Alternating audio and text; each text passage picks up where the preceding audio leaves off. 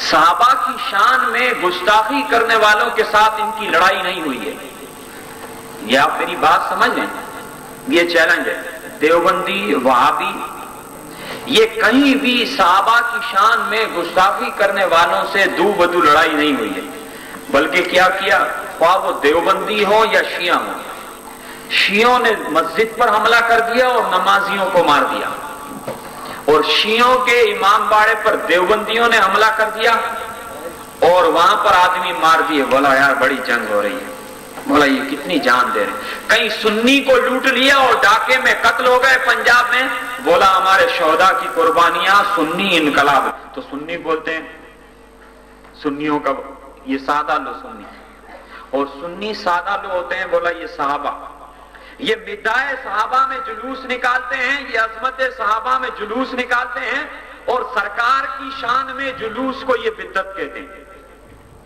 یہ وہ لوگ جو سادہ ہیں. ہمارے سنی مسلمان تو یہ بات اچھی طرح سے سمجھتے ہیں کہ یہ ہیں پرانے شکاری, یہ ہیں پرانے شکاری سنی تحریک سے قبل کے. پہلے یہ کبھی تبلیغی جماعت کے نام سے, یہی میرپور خاص ہے. میں سنی تحریک سے قبل, میں 82 سے آپ کے شہر میرپور خاص میں آ رہا ہوں. اس شہر میں یہاں کی مذہبی اور تبلیغی کام کی غرض سے میں 1982 سے, بہت عمر, آدھی عمر سے زیادہ کا حصہ ہے. تو یہاں اکثر مساجد میری معلومات کے مطابق ایسی ہوتی تھی, جب میں 18 سال 17 سال پہلے آپ کے شہر میں آتا تھا تو مسجد سنیوں کی ہوتی تھی اور امام یہ دیوبندی گھسا ہوا ہوتا تھا, جو اس بنیاد پر کہ وہ چھپ کر آتا تھا زیادہ.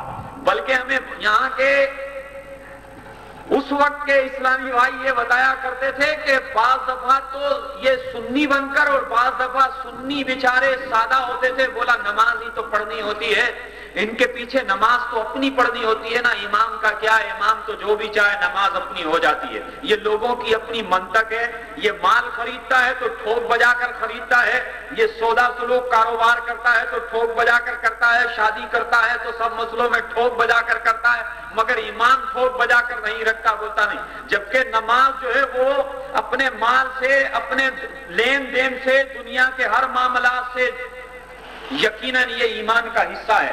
سب سے زیادہ اس کو ترجیح دینی چاہیے کہ جب کسی کا وکیل ہی درست نہیں ہوگا تو اس کا مقدمہ کیسے جیتے گا.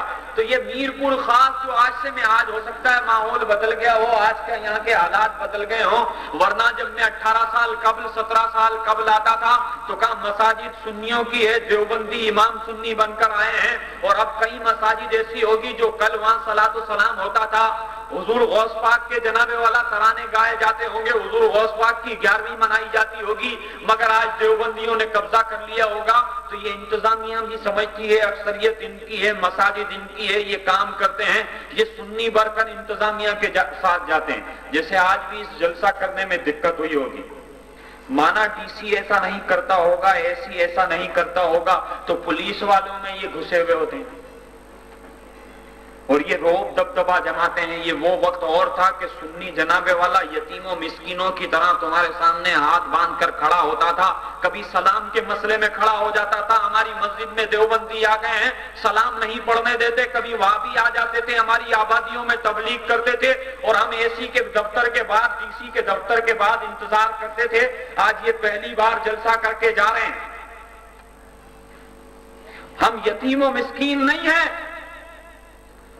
ہم نے سنی تحریک کی بنیاد اسی نقطہ پر رکھی ہے